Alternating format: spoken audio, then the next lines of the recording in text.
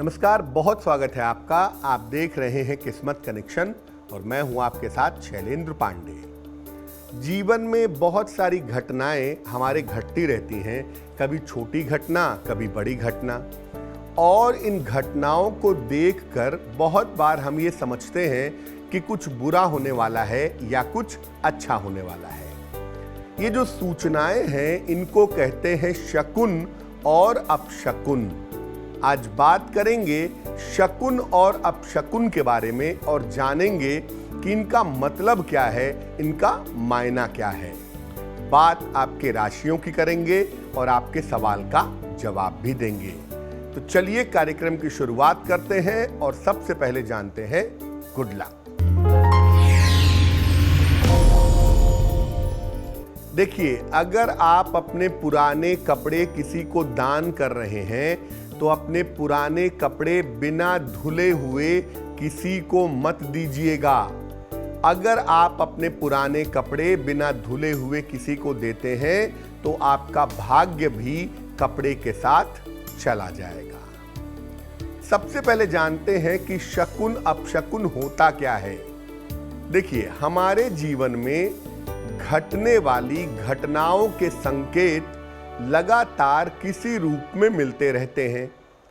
अगर आने वाले समय के बारे में जो संकेत हैं वो सकारात्मक है, पॉजिटिव हैं, तो ये शकुन होते हैं, और अगर ये निगेटिव हैं तो ये अपशकुन होते हैं। रामायण और महाभारत जैसे ग्रंथों में भी शकुन अपशकुन का उल्लेख पाया जाता है। शकुन और अपशकुन कोई शुभ या अशुभ प्रभाव पैदा नहीं करते। ये केवल इस बात की सूचना देते हैं कि जो काम आप करने जा रहे हैं भाग्य उसमें आपकी कितनी सहायता करेगा। कभी कभी ये सीधे तरीके से बता देते हैं कि आने वाले समय में क्या होने वाला है, और कभी कभी इनडायरेक्टली बताते हैं कि आने वाला समय कैसा जाने वाला है। अब ये जानते हैं कि शकुन अपशकुन के लक्षण क्या हैं। किन बातों को हम समझें कि ये शकुन है या अपशकुन है।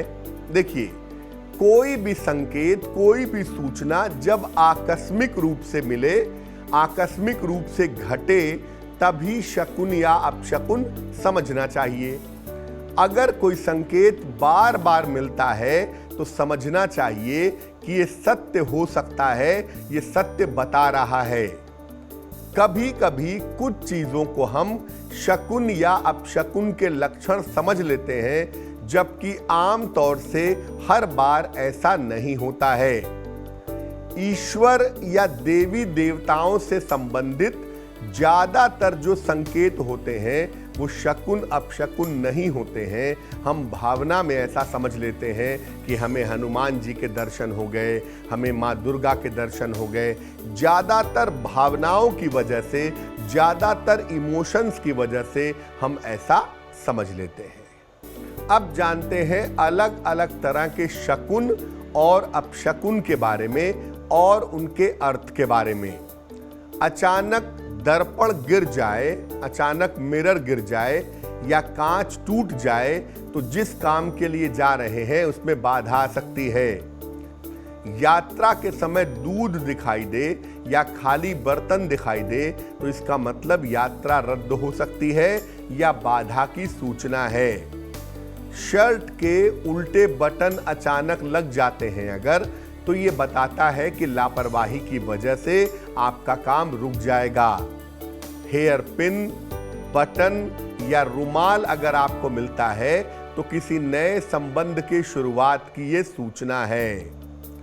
अगर कोई बात करते समय घंटी की आवाज सुनाई दे या शंख की आवाज सुनाई दे तो काम जरूर बन जाता है।